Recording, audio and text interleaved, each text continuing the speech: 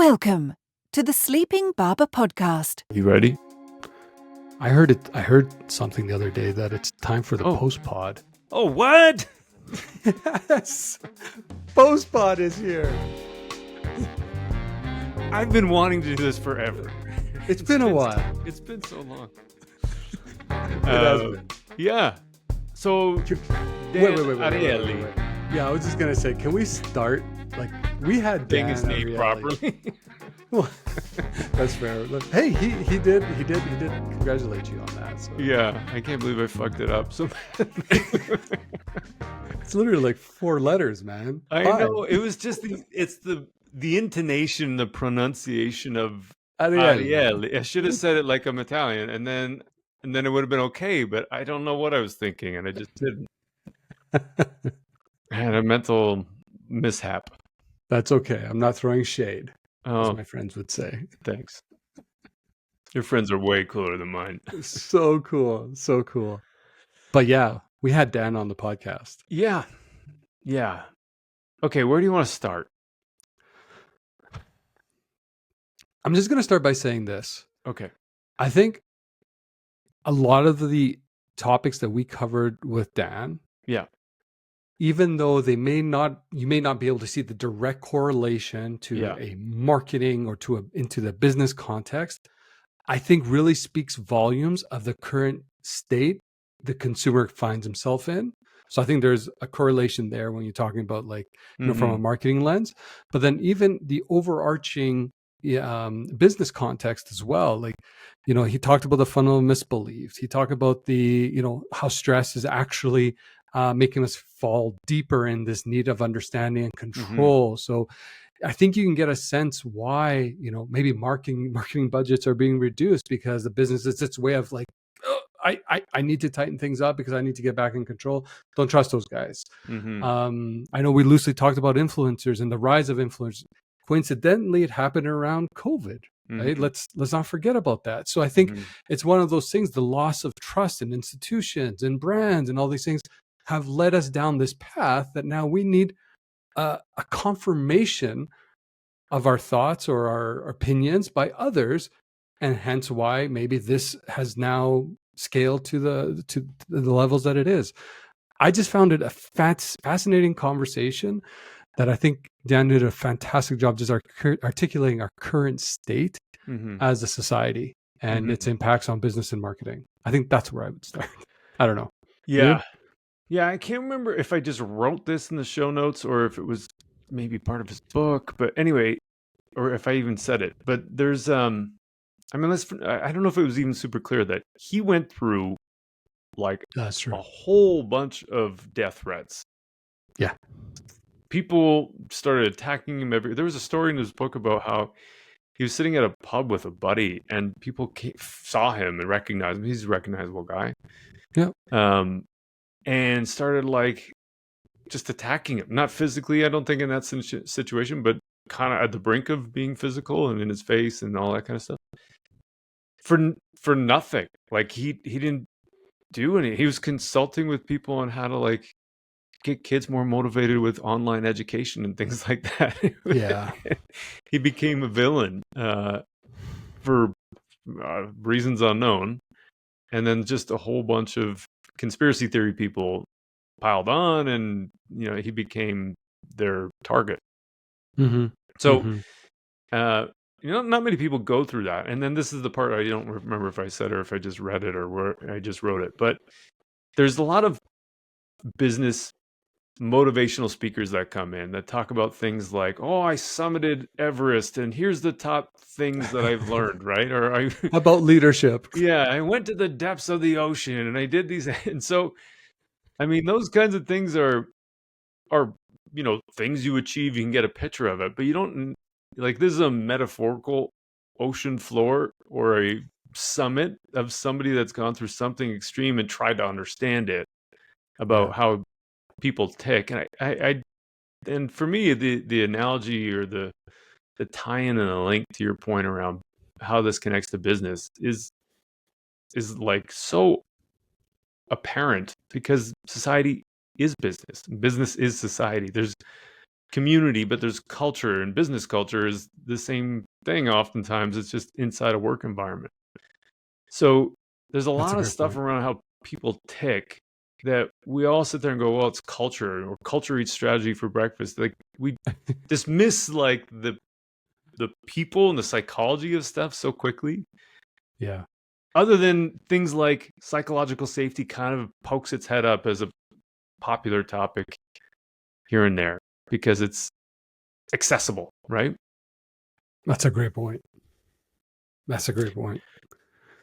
Anyway, there's a ton of stuff that I thought was really interesting about this.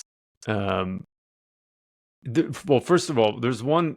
Okay, so the starting with the Economist subscription to me is fascinating because I remember watching that so long ago when I first saw it, and like there's little nuances about how people think and how they make choices that they think it's their choices, and it's actually not often their choices. They're kind of pushed down a path because of the choices that are put in front of them that give context to the print only is not as good as the print plus online.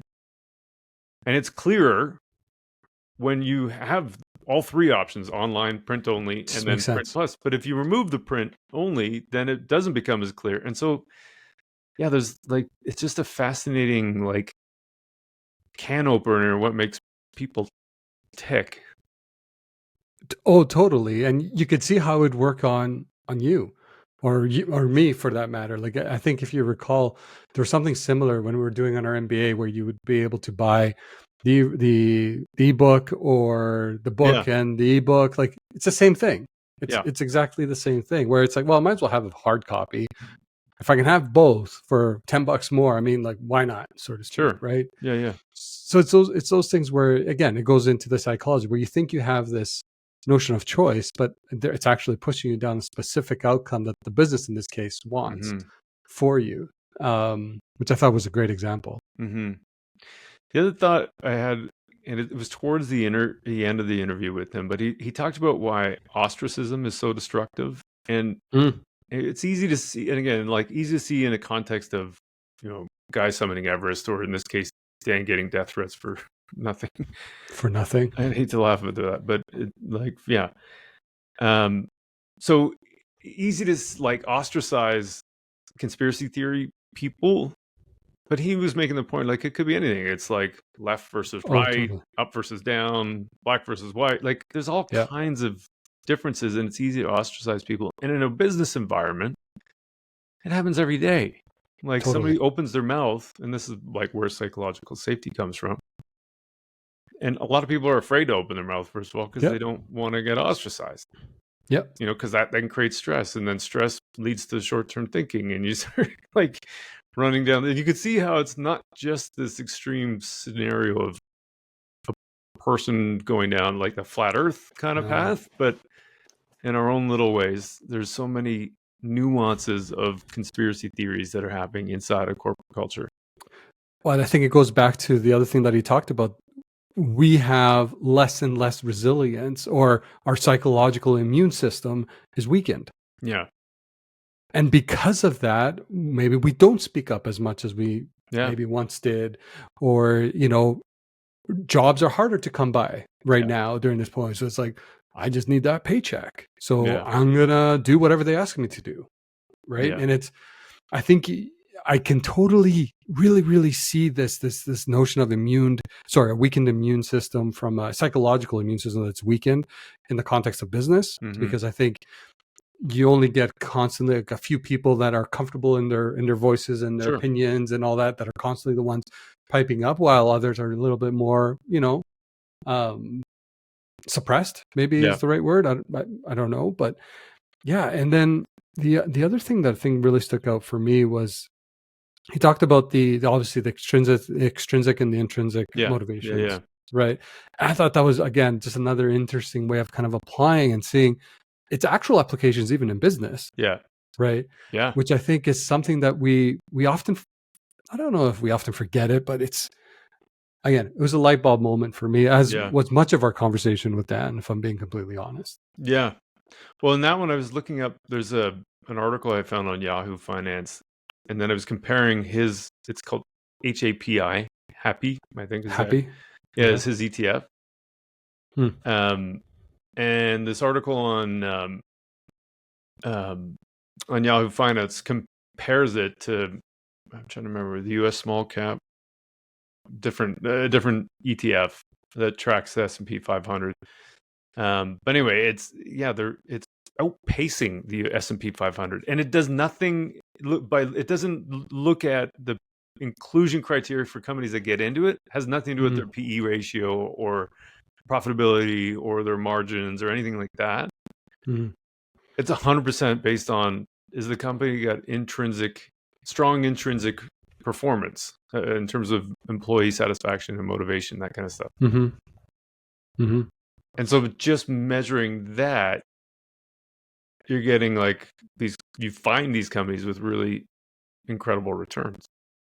Well, it's like genuinely being at a job because there's a love for the job. And I think often sometimes we will talk about like people work for people, they don't work for organizations.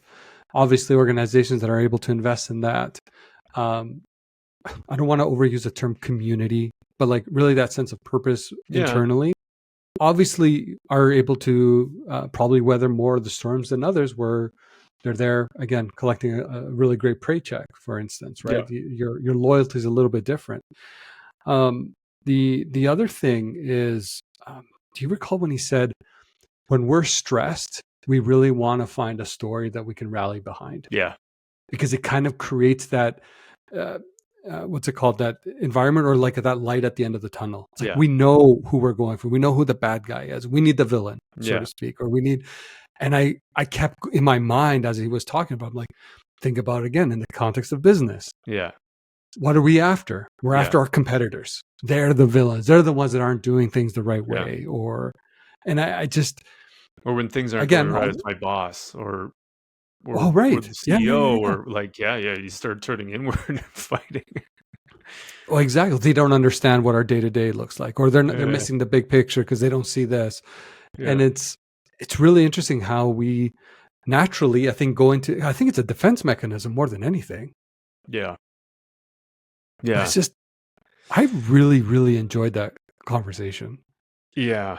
And then one of the other things he talked about too, and this relates to the ETF, but he was asking us, take a guess on, there's a SHE index around companies that have a high percentage of women in senior level positions or on the board. Yeah. And guess how well they do in terms of their financial performance. Right.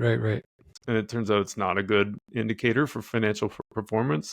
No. Because you can treat them all terribly.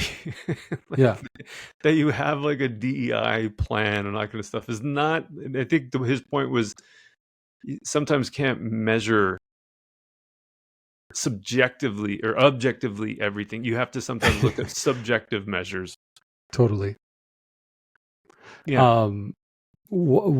I don't want to call this the quote of the episode because I'll obviously go back to it, but I think the one thing that I love is like we are very shitty consumers of information. Yeah.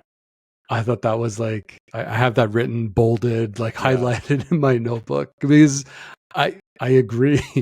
Yeah. I agree. We look at things the way we want to look at them. Yeah. And we're not looking at them spherically at times. Yeah. And I would argue that's the role of a leader, though, is to provide that unbiased view, usually on a lot of key business outcomes. Like you shouldn't try to lead the witness or lead your teams to your own point of view. It's like, here's what the problem we're being faced with in its entirety. Here's what I suggest. But if you've created the right environment there where you can have, the candid feedback and the feedback, loops and all that, you could probably get to more constructive outcomes. But at the same time, the way we choose to consume the information that we're shared or whatnot, do we do our more due diligence? Do we take it for face value? Which usually a lot of us just because of the pace, we just take it and run. But it's like stop, reflect, think, push. There are other data sets. Takes time, and who's got time for that? Who's got time for that, right? I'm with you. I get it. And then it's part of the thing. Like you're running from meeting to meeting to meeting, and you're just like do, react. Yeah. And then, at some point you do need space to reflect on a couple of things here and there. You should. Yeah. But I know we put like a lot of trust implicitly at times, and endeavor again. If we think it in the context of an organization and different parts of the business, like, well, finance for sure they're right. Yeah. There's absolutely no way that they could be wrong, or marketing, or like you just implicitly put this, and you should have trust. I'm not saying you shouldn't. Yeah. But how do you create that forum to make sure like there is that? Yeah. Yeah. Not debate. Kind of like building on what you're saying, he talked about changing the way we search. And yes. And that one, as you were saying that, I'm like, I was thinking originally of it just being search, like Google search. But you're right. Like, because you can ask people, and that's another form of search. Totally. Which then speaks to that idea of like finding people who dissent with your opinion and trying to understand them. Yeah. Right? And not ostracize them, but lower their level of confidence by asking them questions like, oh, how does that toilet work? Or what would it take to change your mind? Yeah. Remember that one too that he sprung on us? Great. I'm like, that's good. It's like if they say, well, there's nothing, they're like, there's no, so you have no use for information. It's like, okay. Yeah. Yeah, that's a good question too. I thought that one was good. Yeah. So many good questions. Anyway, like I was just this morning, I was re-listening to this podcast and just pulling out the timestamps. But man, there's so many moments. I'm like, okay, I got to rewind that again because I'm thinking about this again. Because at first, when I heard it, a lot of the things I was just, listening to listen and trying to run the interview. But now I'm actually trying to listen to absorb it. Yeah. And there's a lot in there. Like he talked about it like a Swiss Army knife, and it's like one of the only times I've ever tried to look at all of the instruments in the Swiss Army knife one by one. Yeah. Well, he even taught like the human brain's a Swiss Army knife. Yeah. Like, it can do so many things, but at the same time, it doesn't do one thing really, really well. Yeah. Right? It could do multiple things, but it's not, I don't know. Again, obviously you can train to do something really, really well. Yeah, sure. But it just goes without saying, like we can be very opinionated, but it doesn't mean we're experts in everything. I can't sit here and pretend that I'm a brand expert. I'm not a brand expert. Yeah. What was that? I'm trying to see. It wasn't confirmation bias. It was like learning to understand. There's some kind of, I forget what your heuristic or the cue or the bias was. Something. But it's like, your confidence, it was the toilet flush example, but it's your confidence in knowing the answer. Oh, yeah. I think I forget the name of that heuristic, but it made me think when you were saying that, like I was looking at, we start when we're under stress, we see patterns that don't exist, right? And then you're really confident that those things are the right things. Yeah. Oh man. It's so interesting. Like our brains are bananas. Our confidence is higher than our knowledge. Yeah. I think that's a Dunning-Kruger effect I heard somewhere else. Maybe. Yeah. Anyway. The only thing I wanted to end on, like this may feel like it's a little bit of a departure of the content, if you will, or of like what we usually have on the show, but I think you and I both saw this as an opportunity to kind of open our aperture a lot more and understand a little bit more of the psychology, understand a little bit more of, the current time and place that we're operating in, how we may have to operate a little bit different than we have in the past. And that's not just because of COVID. I'm just saying like, COVID's in the past now, like, but we're faced with an entire different consumer in the context of how they think, how they search, how they gather information, and all these things that I think it can, if we have the right toolkits in place, which I think like if you listen to this podcast, we provide a lot of frameworks, we provide a lot of ways of working and thinking and doing, that you should be well on your way. But I'll say this again, like I said off the top, like I really enjoyed this conversation because I think it caused me more to pause and reflect on my own behaviors more than any other conversation that we've had so far. Yeah, I think a lot of times you're right. We do talk a lot about frameworks and a lot about the mechanics of different things and profit. We're chasing profitability all the time, for example. That's all we do. We've got lots of techniques for that. I put up a whole bunch of profitability traps, like trap lines in my backyard. I'm gonna see what I can catch Profitability tonight. trapper. Yeah, it's gonna be great. But then a lot of this stuff is really about, well, how do we work with people? And then we never really get into that. No. I mean, kind of a little bit here and there, like with the ethics conversation we had with Amina was a little bit like that. Some of the stuff we've done with Roger and is a little bit like that ish, and Jennifer Reel. But there's just so much here that is so fascinating and deep. Like it's deep. Yeah. Anyway, I'm with you though. I thought it was a really fascinating conversation, and super appreciative of Dan for coming on and doing that. Completely agree. Yeah. All right. Well, I'm going to go check my trap lines. I actually got to go prune some profitability. I got some trees out in the back that I put it in earlier this year, and they're ready to be pruned. So I think I'm looking good as well. Nice. Well, careful of the wasps out there. I hear they're nasty, and they love those profit prunes. the profit trees. The profit trees. Oh, it's too funny. Yeah, man. It is. It feels like there's a lot of wasps around right now. Oh, it's crazy. It's like wasps are like the leeches in business. You just want to suck money out of your profitability. There it is. There's the connection, Mark. Oh, that's a good one. I love it. All right, dude. Well, I'll catch up with you soon. Yeah, have a great rest of your day. Yeah, you too. Ciao. Ciao.